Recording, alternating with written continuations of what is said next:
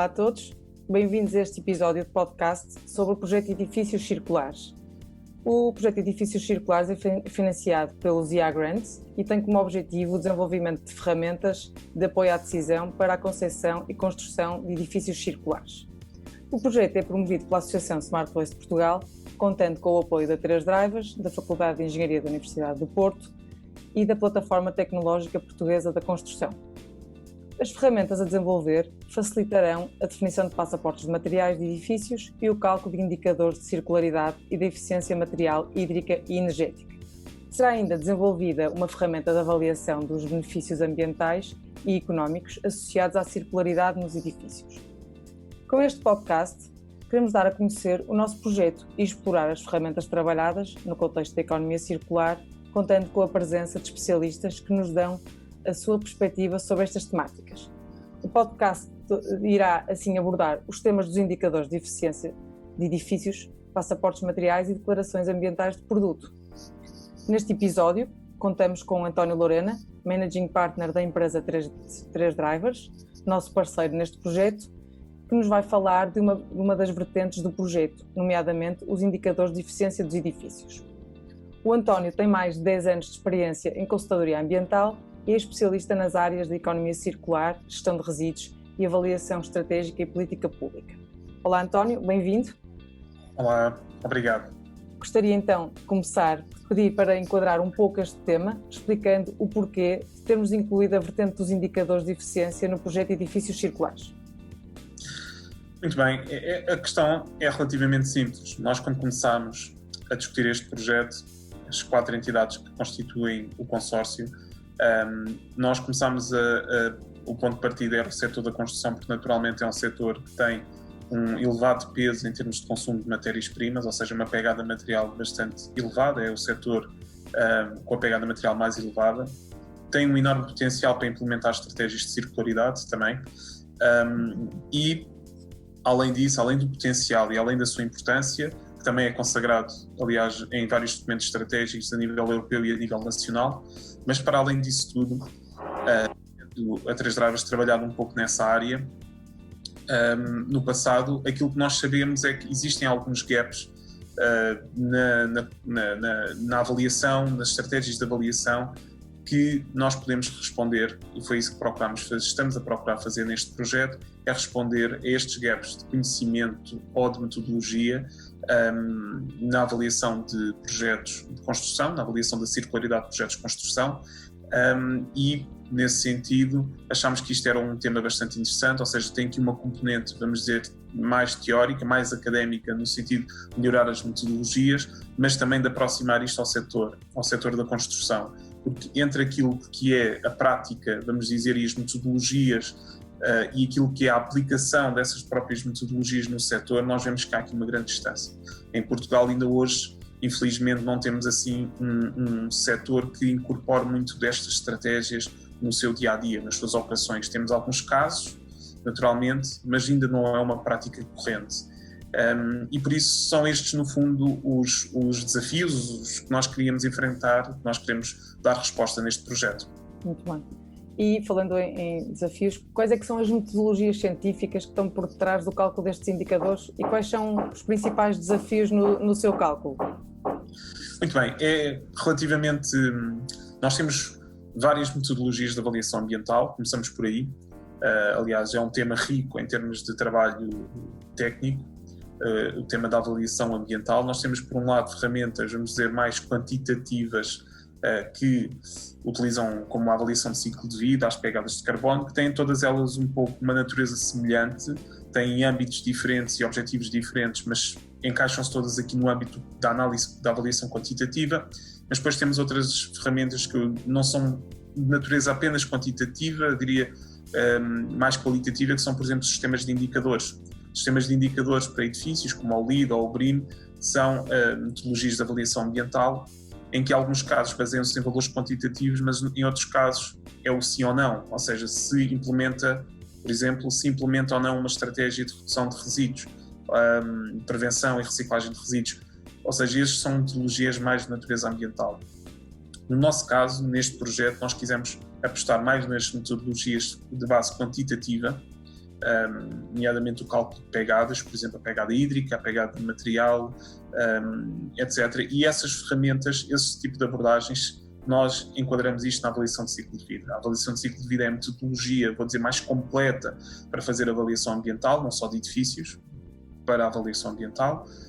No caso concreto de edifícios, existem desafios específicos, existem questões específicas que surgem na sua aplicação, e muito do trabalho que nós temos estado a desenvolver enquanto consórcio é precisamente melhorar ou dar recomendações no desenvolvimento e aplicação dessa ferramenta da avaliação de ciclo de vida, no sentido de termos resultados mais robustos, mais fidedignos e que, no fundo, contribuam, sejam mais eficazes no contributo para melhorar o desempenho ambiental dos edifícios, porque estas ferramentas podem ser utilizadas e são muitas vezes utilizadas logo na fase de concepção, ou seja, a sua utilização, quanto mais robusta e eficaz for, melhor também irão informar o decisor, neste caso, por exemplo, o arquiteto, nas escolhas que faz sobre os materiais, sobre a própria arquitetura do edifício, sobre toda a arquitetura do edifício, e por isso, no fundo, o que nós estamos a tentar fazer é capacitar mais o setor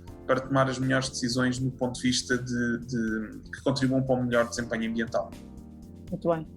Disseste que em estudos de avaliação de ciclo de vida, muitas vezes são utilizadas fontes de informação indiretas, como bases de dados de análise de ciclo de vida, como aproximação para a construção de inventários de ciclo de vida. Sim. Na realidade, existe, portanto, uma incerteza associada a estes estudos?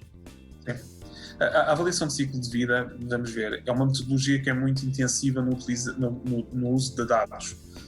Ou seja, como sendo uma metodologia quantitativa, naturalmente está muito agarrada àquilo que são as fontes de informação com que se trabalham. E é possível, vamos dizer de uma forma simpática, é possível fazer alguns disparates neste âmbito. E todos nós estamos sujeitos a isso. Porque, por um lado, nós temos... ou seja, essa incerteza pode vir de vários lados. Um dos lados é precisamente as bases de dados, e eu já abordarei esse caso específico, mas outros têm a ver com os próprios pressupostos com que nós construímos este tipo de avaliações. E só para dar assim um exemplo prático, quando nós comparamos um edifício, vamos dizer de alvenaria, que tem se calhar uma maior, vamos dizer, dois edifícios comparáveis, um edifício construído em madeira e um edifício construído em alvenaria. É possível que na fase da construção, na fase inicial, o edifício com alvenaria tenha um impacto ambiental muito maior, os próprios impactos ambientais estão incluídos nos materiais, mas no lado do edifício de madeira, se calhar a durabilidade desse edifício vai ser menor. E só esta questão da durabilidade, o tempo de vida dos componentes, não só no edifício como um todo, mas das várias componentes do edifício, é uma questão crítica. Ou seja, nós consideramos que uma fachada tem um tempo médio de vida de 20 anos ou de 40 anos, basicamente nós estamos a dizer que o impacto ambiental é metade, se considerarmos 40 anos, estamos a dizer que é metade do impacto ambiental de 20 anos, porque nós fazemos, no fundo, temos que considerar a diluição ou a amortização, se estivéssemos a pensar em termos económicos, mas a amortização dos impactos ambientais pelo tempo de vida do produto. E são este tipo de pressupostos que acabam por muitas vezes poder influenciar de forma muito clara o resultado de uma avaliação de ciclo de vida. Por outro lado, como estávamos a falar, temos a incerteza dos próprios dados. A avaliação de ciclo de vida é construída de forma, vou dizer, o mais comum é nós basearmos 80% ou 90% dos processos que nós trabalhamos numa avaliação de ciclo de vida, nós utilizamos diretamente informação que está compilada em bases de dados. Estas bases de dados são feitas por especialistas internacionais, são vendidas, têm um produto, e é claro que existem também algumas acessíveis gratuitamente, mas a generalidade destas bases de dados são bases de dados pagas. A verdade é que essas bases de dados em si, nós confiamos por vezes de forma cega na sua qualidade e na sua robustez, mas a verdade é que essas bases de dados muitas vezes estão também desalinhadas, seja por questões temporais, ou seja porque foram construídas, se calhar há 20 ou 30 anos, quando os processos eram completamente diferentes, seja porque podem mesmo ter erros na avaliação dos consumos energéticos ou qualquer coisa assim. E essa razão, muitas vezes, e essa questão da incerteza ou da falta de robustez de bases de dados, muitas vezes leva a resultados errados. ou resultados cuja interpretação é exagerada. E por isso, e no setor da construção, isso é particularmente relevante, em que nós temos produtos, quando nós fazemos a avaliação ambiental, por exemplo, um edifício histórico, construído há 40 anos, na década de 80, e nós vamos olhar os processos produtivos dos materiais que estão aí incluídos, eles têm um desempenho ambiental muito diferente do que se estivermos a considerar um edifício igual, mas construído hoje. E esse tipo de aspecto é aquilo que nós são aspectos que nós estamos, no fundo, a focar no trabalho que estamos a fazer de produção de guias para melhorar o próprio processo de avaliação de ciclo de vida. E depois, concretamente, em aspectos como a pegada de carbono, como os consumos energéticos ou a pegada hídrica. Muito bem. Realmente os dados são muito relevantes. Em outubro de 2020 foi publicada a Framework Levels da Comissão Europeia, que promove uma linguagem comum para a avaliação da sustentabilidade dos edifícios, através de um conjunto de indicadores de medição do desempenho dos edifícios ao longo do seu ciclo de vida. Quais é que pensas ser as mais-valias desta framework e os seus principais desafios na sua implementação? Sim, todos estes, o Levels é um sistema de indicadores, tem vamos dizer, a mais-valia de ser algo proposto vamos dizer, pelos corpos, não está associado a uma associação ou um corpo específico, é uma metodologia de base europeia, constituída, ou que foi criada com base num consenso alargado entre os representantes de vários setores, do próprio meio académico, etc. Ou seja, tem uma base de consenso mais alargada, o que é bom, e reflete também aquilo que é são as melhores práticas de conhecimento, o melhor conhecimento disponível à data. É uma metodologia muito recente, a sua publicação foi muito recente, e nesse sentido vemos com grande potencial a sua utilização nos próximos anos, e vai de alguma forma substituir aquilo que têm sido metodologias que também estão bem estabelecidas no mercado, sim, como o LEED ou como o BREEAM, etc., e poderão vir a substituir. E é importante nós olharmos para ela e percebermos que de forma é que nós podemos também acelerar a sua adoção para haver também escala. Quando estas metodologias não tiverem escala, vão acabar por ser remetidas ao esquecimento e não vão ter a penetração que se pretende. Contudo, como todas este tipo de metodologias, ela tem aqui um senão. E esse senão está associado, na verdade, a uma vantagem. Quer dizer, quando nós estamos a falar de uma metodologia que é suposto aplicar a todos os edifícios, há alguns aspectos que nós não vamos conseguir concretizar muito. Ou seja, vamos ter que mantê-los genéricos. E é esse vamos dizer que não é uma desvantagem, mas é um desafio, porque, na verdade, essa desvantagem ou esse desafio advém do facto de ela ter que ser aplicável a qualquer tipo de edifício. Aquilo que nós procuramos resolver, ou o desafio que nós procuramos resolver, é precisamente um maior detalhe, uma maior especificação de como é que devem ser calculados alguns destes indicadores. O Levels é um sistema de indicadores, e quando, por exemplo, quando identifica a pegada hídrica como um indicador, nós temos que ter uma maior definição ou uma maior experiência para garantirmos que os indicadores são comparáveis. Ou seja, se eu aplicar, e se a Luísa aplicar o mesmo sistema, o mesmo indicador de avaliação, e tivermos bases ou tivermos pressupostos diferentes para o mesmo edifício, nós vamos obter resultados diferentes. E o que é importante, no nosso entender, e aquilo que estamos a tentar responder, é tentar consolidar mais aquilo que são as abordagens e sistematizar até aquilo que são as abordagens de cálculo das pegadas hídricas, da pegada de carbono ou do consumo de energia. E nesse sentido, este é um trabalho de experiência, é um trabalho de caso de estudo, é um trabalho de indicações, não é um trabalho em que nós possamos dizer precisamente como é que é feito, não há uma regra para isto, há sim boas práticas. E foi esse precisamente o objetivo, é um dos objetivos do projeto que estamos a desenvolver, do projeto de Edifícios Circulares, é precisamente dar resposta a este desafio, como calcular de uma forma mais consistente e mais comparável vários indicadores de desempenho ambiental, incluindo em particular os indicadores do sistema Levels.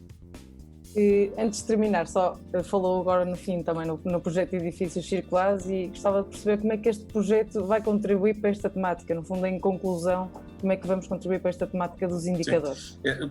O nosso principal objetivo, eu acho que eu referi isso há pouco, há aqui um grande objetivo, que é tentar que estas metodologias, o caso Webels foi publicado recentemente, mas nós estamos a trabalhar no fundo num espectro mais alargado como a avaliação de ciclo de vida, que estas metodologias estejam mais próximas, ou sejam mais fáceis de interpretar por aqueles que aplicam-nas, que as aplicam. E que nós no final possamos obter resultados mais robustos e mais comparáveis. Este é um tema que nós estamos no fundo a concretizar num guia. Esse guia vai ser disponibilizado a todos aqueles que vai ser disponibilizado no site do projeto, e todos aqueles que tenham curiosidade convidamos a visitar e a conhecer esse guia. Um dos exemplos que nós pegamos, nós estudamos vários casos e mostramos que nós temos ter um pensamento crítico, por exemplo, em relação às bases de dados, como eu referi, e isso é uma experiência que nós partilhamos neste guia e damos algumas recomendações de como tentar identificar possíveis erros nas bases de dados. Vou dar um exemplo muito concreto. As bases de dados, hoje, há vários processos na base de dados mais comum da avaliação de ciclo de vida, que é o EcoInvent. Há vários processos associados ao cimento que não fazem sentido do ponto de vista energético. São vários processos, e que se nós vamos comparar a energia associada ao processo, ainda por cima é um processo químico tem uma termodinâmica bem definida, não há grandes dúvidas qual é que é o consumo de energia preciso para produzir clinker, neste caso, e quando nós vamos ver esses consumos energéticos nos processos do EcoInvent, não batem certo. Como é que nós chegamos a essas conclusões? Porque fazemos os balanços energéticos, fazemos os balanços mássicos e conseguimos despistar alguns erros. São esse tipo de orientações ou de indicações que nós damos neste guia, e que com isso pretendemos contribuir para uma aplicação mais robusta e mais intuitiva destas metodologias. Esse é o nosso grande propósito, é tentarmos que estas ferramentas e que o setor da construção, que tem estado de costas voltadas de alguma forma, são temas que na verdade nunca tiveram uma grande penetração, principalmente no mercado nacional. Gostaríamos muito que este processo fosse para que garantisse a aproximação destes dois players, no fundo, aqueles que aplicam estas metodologias e aqueles que, no fundo, colocam o produto final, que é o edifício, seja a nova construção ou renovação, o que for, mas aproximar estas partes para que estas metodologias possam ter uma maior aplicação e, no fundo, no limite, contribuam para uma maior circularidade do setor da construção, seja na fase propriamente dita da construção, seja depois no tempo de vida, no ciclo de vida do edifício. Bem, muito obrigada, António, pela disponibilidade e pela clarificação sobre este tema dos indicadores de eficiência dos edifícios, que acho que foi muito relevante. Este episódio, no fundo, terminou agora, este episódio do podcast Edifícios Circulares termina aqui, mas temos várias temáticas que vamos abordar noutros episódios. Muito obrigada pela atenção de todos. Boa tarde. Obrigado e até à próxima. Até à próxima.